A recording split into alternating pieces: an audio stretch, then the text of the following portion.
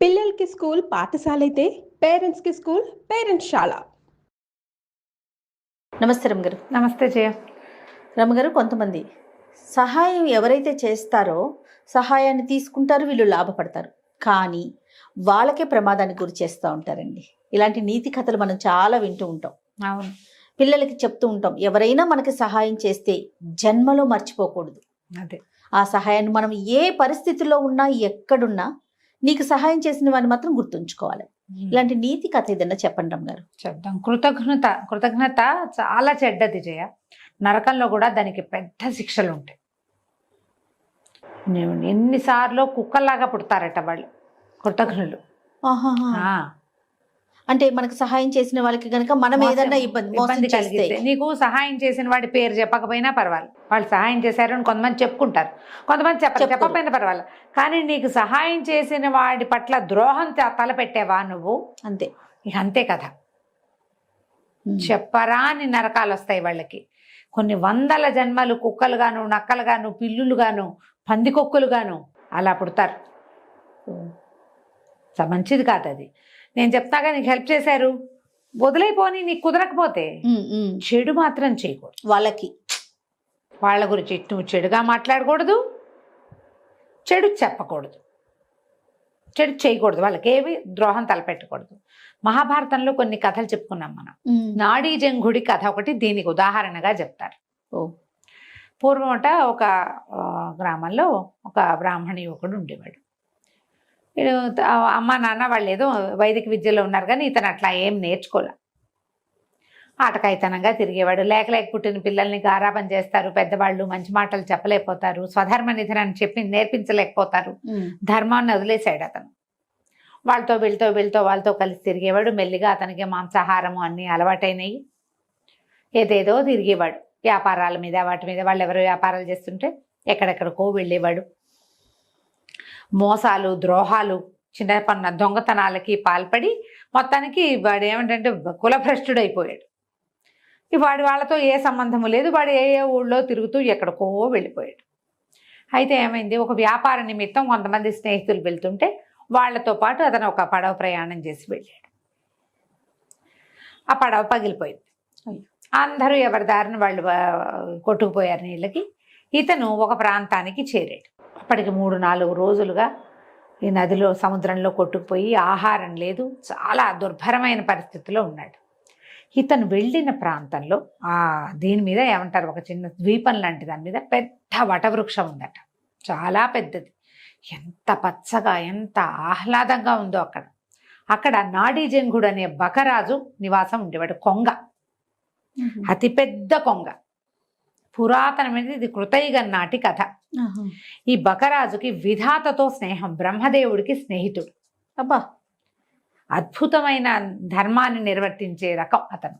రాజధర్ముడు అని పిలిచేవాడు. నాడీ జంఘుడైతే అతని ధర్మాలకే రాజు. అతను ఆ వైపుకి వెళ్ళిన వాళ్ళకి సహాయం చేయకుండా ఎవరిని ఎప్పుడు పంపించేవాడు కాదట. అయితే ఈ సుమంతుడు అనే యువకుడు కులభ్రష్టుడైన వాడు ఆయనకు కనిపించాడు, ఆ నాడీ జంఘుడికి. అతను, అయ్యో ఇంత అలసిపోయావు నాయన, బ్రాహ్మణ్ అని తెలుసుకుని, నీకు కులభ్రష్టుడైన బ్రాహ్మణ తేజస్సు ఏదో కనపడుతుంది, జంధ్యం ఉంది. పేరు అడిగేటప్పుడు ఇప్పటిలాగా మనం ఏ ఊరు అడుగుతాం, కానీ కులాలు అడగటం ఈనాటి పద్ధతి కాదు. పాత రోజుల్లో అడిగేవాళ్ళు, ఏ జాతికి చెందిన వాళ్ళు అని అడిగితే వీళ్ళు మన గోత్రనామాదులు చెప్పుకోవటం ఒక పద్ధతి. గోత్రనామం వినంగానే బ్రాహ్మణ యువకుడని తెలుస్తుంది కదా. ఆయన తీసుకొచ్చి తన పెద్ద రెక్కలతోటి బాగా విసిరి అతని శ్రమ అంతా పోగొట్టి చక్కటి పళ్ళు గిళ్ళు ఆహారంగా ఇచ్చి సంతోషంగా తన దగ్గర అట్టు పెట్టుకుని రాత్రి ఉంచుకున్నాడు. మర్నాడు పొద్దున ఏమన్నాడంటే, నాయనా, నేను నీకు ఆహారాన్ని ఇవ్వగలిగా, అలసట తీర్చగలిగాను. బాగా ముందుకు నడిచి వెళ్తే మధువ్రజం అనే ఒక పట్టణం ఉంది. దాని రాజైన విరూపాక్షుడు రాక్షసుడు, కానీ నాకు అత్యంత ప్రీతిపాత్రమైన స్నేహితుడు. అతనికి బ్రాహ్మణ భక్తి ఎక్కువ, బ్రహ్మదేవుని పూజిస్తాడు. నువ్వు అక్కడికి వెళ్తే నువ్వు కావలసిన ధన సహాయం చేస్తాడు. అది తీసుకుని ఇంటికి వెళ్ళి నీ జీవితాన్ని నువ్వు గడుపుకుందువు కానీ, ఓకే అని చెప్పేసరికల్లా ఈ సుమంతుడు సరేనని ఆ మధువ్రజానికి వెళ్ళాడు. వెళ్తే రాక్షసులు నాడీ జంఘుడి దగ్గర నుంచి వచ్చాడని ఈ సైనికులు వాళ్ళు తీసుకుపోయి రాజుగారి దగ్గర ప్రవేశపెట్టారు. అతను మహాధర్మపరుడు, ఆ విరూపాక్షుడు దానపరుడు, వ్యక్తిని చూడంగానే గుర్తుపట్టే రకం వాడు. నాడీజంగుడు మనుషుల్ని మాత్రమే గుర్తిస్తాడు. వాడి కులభ్రష్టత్వము, వాడి దుర్మార్గత్వము నాడీజంగుడికి అక్కర్లా, అంత అద్భుతమైన వాడు. ఇతను అట్లాంటి వాడు కాదు. ఈయనకి దానపరుడు, ధర్మపరుడే, కానీ వ్యక్తుల్లో ఉన్న ఆ దుర్బుద్ధుల్ని వాటిని ఇతను కనిపెట్టగలడు. ఈయనకి నచ్చల అతను. వీడు కులభ్రష్టుడని, పద్ధతి లేనివాడని, సరిగ్గా లేడని ఆయనకు అర్థమైంది. అర్థమైనా కూడా నాడీజంగుడు పంపించాడు. రాజధర్ముడు ఊరికే పంపడు కాబట్టి ఏదైనా ఇవ్వాలని భావించి ఏం చేశాడు, కొంత ధనము అవి ఇప్పించాడు. ఆ పూట ఏదో చిన్న ఆతిథ్యం అన్యమనస్కంగానే, ఆసక్తితోటి, బ్రాహ్మణ సేవా నిరతితోటి చెయ్యాల. ఆయన పంపాడు, ఇతను ఒకడు వచ్చాడు ఇవ్వాలి అన్నట్టుగా ఏదో మోయగలిగినంత, అంటే అలా అనకూడదు, మోయలేనంత ధనరాశులు ఇచ్చి సాగనంపితే ఈ మధువ్రజ నుంచి మళ్ళీ ఇతను స్వగ్రామానికి వెళ్ళాలంటే నాడీజంగుడు ఉన్న ఆ మర్రి చెట్టు దగ్గరికే రావాలి. అక్కడికి వచ్చాడు. వస్తే అక్కడ వాళ్ళు ఏదో ఆహారం అది శుభ్రంగా తిన్నాడు. వచ్చాడు ఇక్కడికి. వచ్చిన తర్వాత ఈయన కూడా నాడీజంగుడు కూడా అతన్ని ఆదరించాడు. ఈ రాత్రికి నిద్ర చేసి రేపు వెళ్ళొచ్చు అని. ఇతను ఏమనుకున్నాడు, ఇక్కడి నుంచి నేను ప్రయాణం ఏ విధంగా చేసినా నా 5-6 రోజులు పడుతుంది. ఆహారం దొరుకుతుందో దొరకదో. ఈ కొంగ మంచి బలంగా ఉంది, ఓకే, కండబట్టి ఉంది కదా, కొంగను చంపేసి మాంసం పట్టుకెళ్దాం అనుకున్నాడు. చూసారా, తనకి ముందు 2 రోజుల ముందు సచ్చేందుకు సిద్ధంగా ఉన్న తనకి ఆహారం పెట్టి, రెక్కలతో వీవన విసిరి, పళ్ళు పెట్టి, పడుకోబెట్టి, మనిషిని చేసి నిన్ను బతికించి నీకు ధనం సంపాదించుకునే మార్గం చెప్పిన వాడిని నువ్వేం చేయాలి? కొంగని కొంగగానే చూశాడు. ఏం చేశాడు, చంపేశాడు. రెక్కలు అవి అన్నీ తీసేసి మాంసాన్ని పోసిన పెద్ద కొంగ మాంసాన్ని ఒక మూటలాగా కట్టుకుని దాన్ని భుజాన వేసుకుని ఈ ధనపు రాసుల్ని కూడా మోసుకుంటూ వెళ్ళిపోయాడు. ఇక్కడ వీళ్ళకి ఏం అలవాటు, నాడీజంగుడి దగ్గర నుంచి ఎవరైనా గెస్ట్ వస్తే వచ్చినట్టు మధువ్రజానికి, లేకపోతే 2 రోజులైతే నాడీజంగుడే వస్తాడు. ఓహో, కబుర్లు చెప్పుకుంటారు. సాయంకాలాలు కాసేపు వచ్చేవాడు. వీడు బయలుదేరి వెళ్ళిపోయాడు. ఈయన నాడీజంగుడిని చూసి 2 రోజులైంది. ఏమిరు మనిషి రాలేదు, ఎవరు రాలా ఆ పక్క నుంచి, కనీసం కొంగ పిచ్చిక అయినా వస్తాయి, నాడీజంగుడు రాలేదు అని ఆయనకి ఏదో అపశకునంగా అనిపించడం మొదలుపెట్టింది విరూపాక్షుడికి.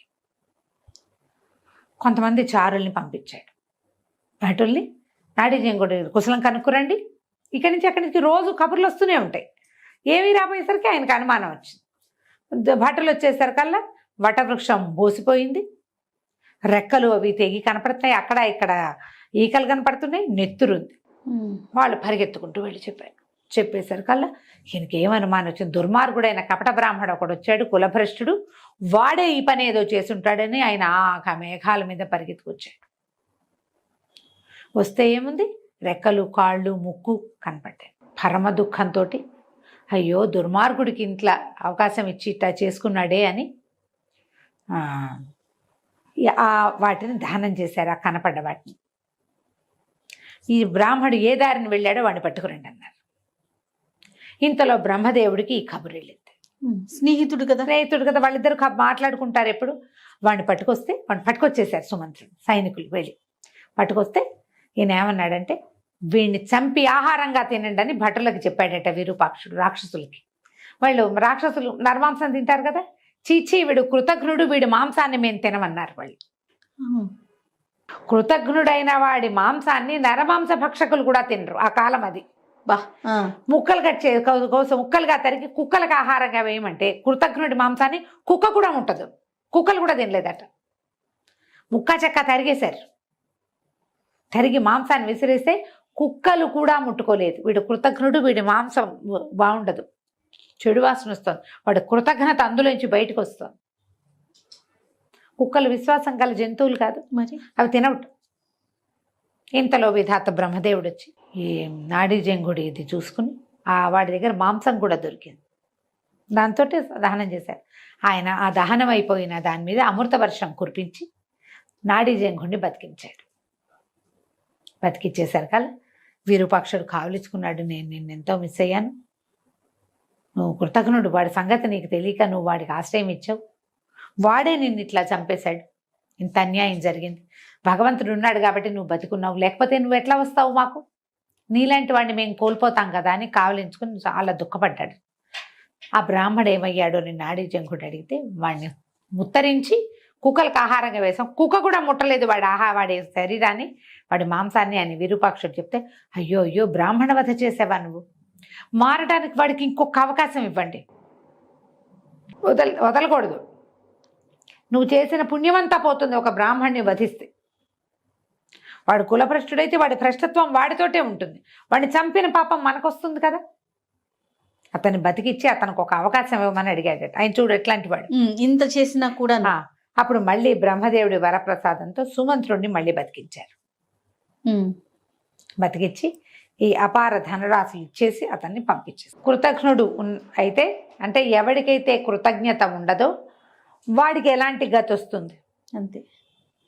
ఇప్పుడు దీనికి ఈ జీవుడికి ఆయన చెప్పట, ఇంత పని చేసినందుకు వాడి కర్మశేషాన్ని వాడు అనుభవిస్తాడు. రేపు మరణించి వెళ్ళాక వాడంతటి వాడిని మరణించని, చంపిన పాపం నీకెందుకు, ఈ కర్మబంధాన్ని అతను మోసుకోవాల్సిందే.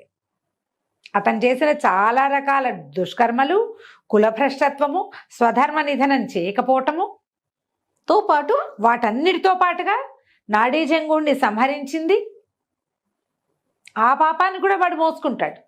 కానీ వాడిని చంపిన పాపాన్ని నువ్వు మోయొద్దు అని చెప్పి అతన్ని బతికించి కాలక్రమం ఏ రకంగా అయితే అది అయిపోతుంది అని చెప్పి డబ్బిచ్చి పంపించేశాను. ఇలాంటి కథలు మహాభారతంలో ఎన్ని ఉంటాయో జయ. ఎంత బాగుంది రమ్మగారు కదా, చాలా విశేషమైన కథ.